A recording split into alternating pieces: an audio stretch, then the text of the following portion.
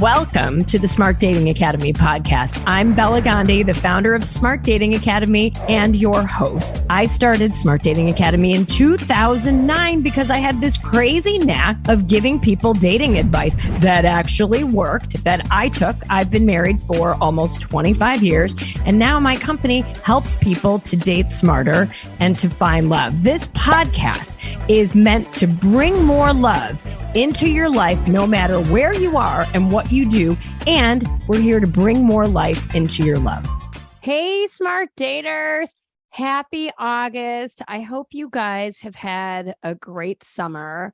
We were on vacation last week and we went to Asheville, North Carolina, and had never been there. And, you know, we dropped my daughter Jaden off for school on next week early. By the time you're listening to this podcast, I will probably be somewhere en route dropping her off to college. So we wanted to squeeze in one last holiday with the kids. So we went hiking and biking through the Blue Mountains in Asheville. And if you haven't been, it's amazing, a totally memorable trip. And we've got so many gorgeous places to see in the US. So if you haven't gotten there, I highly suggest you think about it because we had an amazing time. And you can always message me and I'll tell you all my favorite things to do. And our own Lindsay Anderson, our dating coach, gave me all of these tips because her family lives in Asheville. So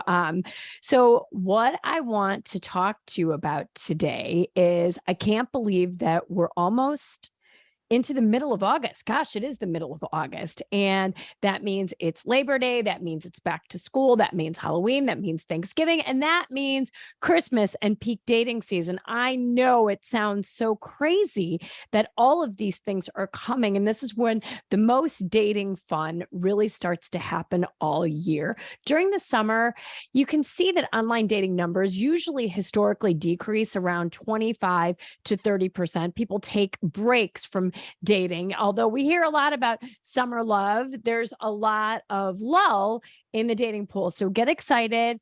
The dating market is about to heat up again. So what I wanted to talk to you about today are, I think I've got 8 here, 8 what I call small changes that are going to lead to big results in your dating life potentially. So these are little things, and these are things that Lindsay, Eileen, and I coach our clients around on a daily basis. And I hope that one of these, 2 of these, or 8 of these resonate with you and that you can start to see, I don't have to do something massive in order to get massive results. Sometimes it's just being at that right place at that right time, that sliding, what is that movie? The Sliding Doors. It's one of those moments. So let me jump right into it and tell you how you two sitting there on your phone, swiping, maybe you're on your desktop right now, maybe you're in your car listening, maybe you're on a walk. But I want you to think about point number 1, which is change your online parameters. Okay. What does that mean to you? It doesn't mean starting to settle and emailing people you're not attracted to. That is not what I'm talking about.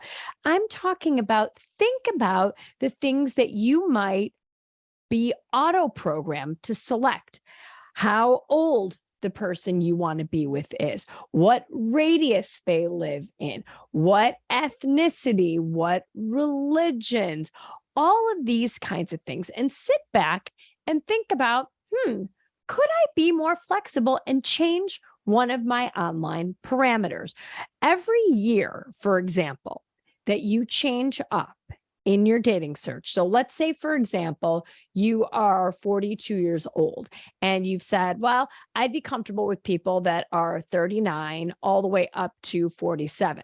Well, what I can tell you is if you go down a year, if you say 38 and then up to 48, what you've done now, think about it. When you increase it just by 1 year on both sides, you let in hundreds, if not thousands, of potential new candidates into your search because the algorithms on sites and apps are very literal. Okay. So if you say 47, they're not going to show you somebody who's 48 or 49. So you can do this with inches in height, right? I'm 5'3". right? The majority of women start their height searches at 5'10". If you've watched my TED Talk, you know that tall, ideally over 6 feet, is the number one aspect that women look for in their dream guy. So what I'm telling you here is, everybody's the same height lying down. Okay. If you know what I mean. I don't have to get graphic with you, but so really think about, wow, if my height parameters are, let's say it's Bella, I'm 5'3" and I like to wear 4-inch heels. So that would put me at 5'7". So I need someone who's 3 inches taller than me, right? That's where that 5'10" number comes from. That's why the majority of women start their height search at 5'10". And remember, the average woman height in this country across white, Black, Hispanic, Asian is 5'5" for women, right? So if you think about it, that's the calculus women are doing. So plus or minus, give a little flexibility to height, ladies. Okay. You're not going to be wearing 4-inch heels most of the time. If you're like me, I walk around in pretty flat sneakers or sandals or boots most of the time. My husband, which many of you know, he's 5'5.5", maybe 5'6", if he really like poofs his hair up really high. And I used to date guys that were all 6 feet tall. And I can tell you, there's nothing wrong with tall. There's nothing wrong with not tall. I'm just saying small changes that can lead to big results. So if you think about it, small changes. If you guys have been following the podcast and listening to the episodes, you can listen to the episode with Nancy Holla, who told her love story. You can listen to the podcast of a couple of weeks ago of Sugar, who told her love story. But both of these women were very good examples of people that changed, made small changes at the last minute on their online profiles, which led to that last first date, which led to Nancy Holla finding David Bruce. Why? Because her height search, Nancy's 6 feet tall, she had her height search set at 6'1". And when I finally convinced her, let's look at 6 feet also, Nance, because you're in flats most of the time, in came David Bruce into her search. Now they're happily married. With Sugar, Sugar lives in the city and expanded her radius to include northern Milwaukee. She lives in the city of Chicago. So she went, I think it was 100 miles in her radius. That's how she met Justin. Had she not met him, had he not shown up in her matches, they would have never met either. So really think about the little things that you might be able to change. And remember, you might go, oh, I don't want to change the height. I don't want to change the age. And we've got so many stories about this because my ex was 15 years older than me and he was awful. And I'm never going to date somebody that much older again. Listen, sometimes that's correlation, not causation. It's not the big age difference that caused the friction in your relationship. It was a mismatch of values to some extent. So don't make those correlation causation errors. Just promise me that you'll change something up in your height, in your radius, something little to see who comes into your inbox. Okay. Now, change number 2.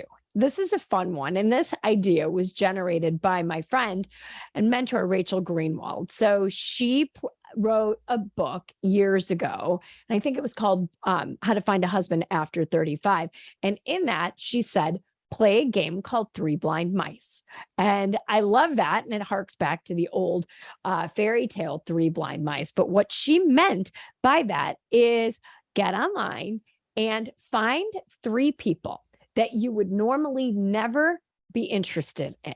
And just to broaden your own parameters, if they sound good, I'm not saying people that have red flags. Okay. I'm saying people that you're like, okay, this person isn't quote unquote my normal person that I would message 3 people that aren't quote unquote your type. Right. And start a conversation with them and see how it goes. Maybe push your boundaries to have a video date with one of these people. Remember, one of my most important adages in the dating world, which every one of my clients, and there's been thousands at Smart Dating Academy, can attest to, love will always come to you in an unexpected package. So if you need another way to just shake yourself up and push your boundaries a little bit, play 3 blind mice. Find somebody who's got a profession that's very different than yours, maybe an educational level that's very different than yours. Maybe their religion is different than yours. I don't know what that is, but people that you wouldn't normally connect with, and just find places to connect with and challenge yourself to find 3 things that you like about this person when you start to have conversations. These things, guys, they really can change our psyches, and you'll start to see, wow, I never thought someone who lived in blah, blah, blah would ever be like someone I would even like, but I really want to be friends with this person.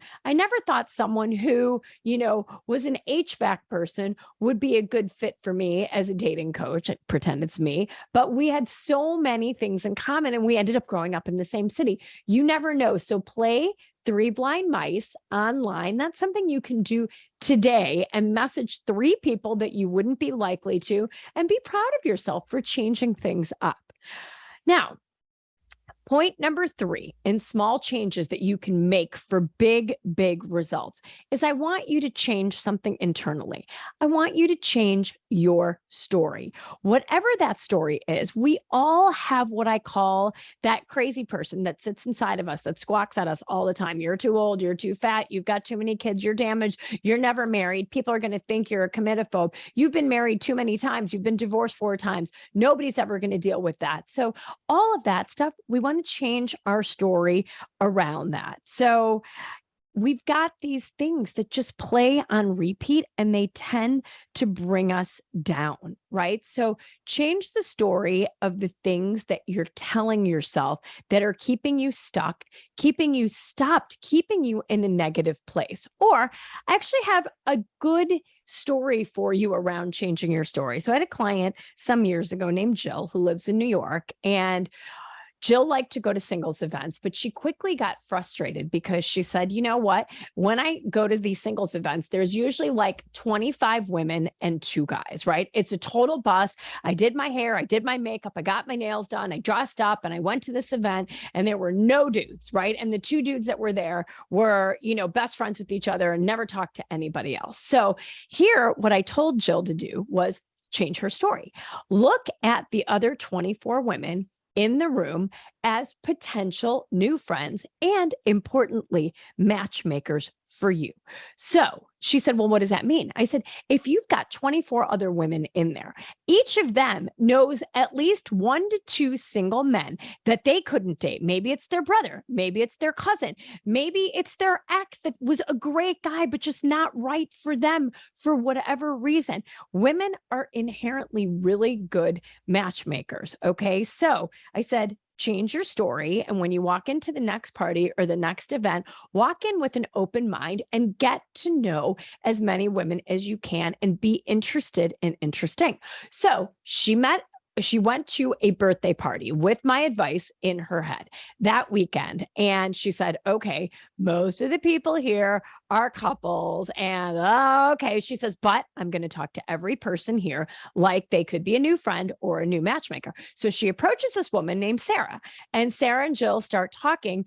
And so Sarah said, well, tell me about you. And Jill, who is very open, she says, oh, well, one of the best things I've done in the last couple of months is I've hired a dating coach. So Sarah says, what's a dating coach? Right. And so Jill starts talking about what we do at Smart Dating Academy. And Sarah said, oh my gosh, I think I would love to become a dating coach. So Sarah went on to think about becoming a dating coach and a matchmaker through her conversation with Jill. And Sarah had an amazing brother named John, and John was a corporate executive by day, and he also did stand-up comedy by night. And she said, Jill, I think you're so awesome and you're single. And my brother, John, is single, and he's really smart, and he does stand-up. And for those of you that haven't done stand-up comedy, it's really, really hard, and it takes a lot of courage to do that. And so Sarah set Jill up on dates with her brother. So look at what happened. Jill changed the story that she was telling herself about singles events that are populated with only women being a bust. She changed her mindset and boom, walked into a party and walked out of there with a setup date and had converted someone into a date coach, which is amazing, right? So point number 4, small changes that lead to big results, right? If you're going online at the same time every single day, change it up, okay? If you do it every day from your desk, at work, Or let's say you can't do it at work. Every day you're doing it at 10 p.m. after you've gone to the gym, after you've cleaned up your kitchen, after cooking, after. Change it up. Maybe wake up 15 minutes earlier than you normally do in the morning, where you can look at it with fresh eyes, maybe right after you work out and you're having your green juice or your vanilla coffee. I love vanilla coffee, so that one just came to my mind. So think about doing things at a different time, because the algorithms show you different people at different times of the day. So if you want to look at a different group of people, it's like thinking about walking into a shopping mall, right? If you walk into a shopping mall at 10 a.m., you're going to see a very different group of people than you are potentially going to see at 6 p.m., right? Because at 10 a.m., you might see moms that are there with their kids, or retired people that are there for their walks. But if you go at 6 p.m., you might see people that are leaving work that are going to the mall. And so I give you the same analogy for online dating. Change it up. You might see a different crop of people just based on how our algorithms are working at that time. So, and it just sometimes changes up your energy too. When you do something different, you have different renewed energy. So maybe as you go online at a different time, you're going to see people differently and in a more positive light, because you've got the dopamine of doing something different. You're excited, right? So you've got a little bit of adrenaline. So change up the time that you go online, and you will see that you'll probably start to see some different people, and vary that up all the time. You guys, on a side note, I love intermittent fasting. And what I can tell you is people always ask me, what do you do for fasting? I change things up all the time just to keep my body guessing, right? And I want to give you that same analogy here for online dating. Check your apps at different times to keep the algorithms showing you new people, and to keep a little adrenaline floating through your system. And on that, number 5, small changes that lead to big results. If you'll work with me on this one, I think you're going to love this change if you haven't done it already. Turn off notifications on social media, especially your dating apps. I'm out sometimes with my friends, and I see how their phones blow up. Every time somebody posts something on Facebook or comments on a post or Instagram, their phone continues to buzz all the time. I have no notifications on my phone because I would go bananas looking at that. Now with the dating apps, same thing. Shut the push notifications off so that you're only seeing notifications for people that you've matched with, or getting messages when you actually log on to the app. Every time you look at your phone and there's a notification, you feel compelled, because that's what they do with phones. They want the technology to addict us, right? Shut off the notifications on your phone. Give your brain a break from dating apps and from social media, so that you are in control. You've got the steering wheel. You're in the driver's seat of when and how you want to look at social media or your dating app. So, small change that leads to big result. Number 6, change your dating site or dating app every 1 to 3 months. Okay. So many of you throw a few photos up, write some text, have the app open, and you just leave it there ad infinitum. You don't change anything that you're doing on the app, and you certainly don't change the app itself. Well, what I want to tell you is, don't marry yourself, no pun intended, to any one site or app. Have a fluid strategy. And a lot of the sites will try to incent you to buy memberships for a longer term and giving you a lower monthly rate.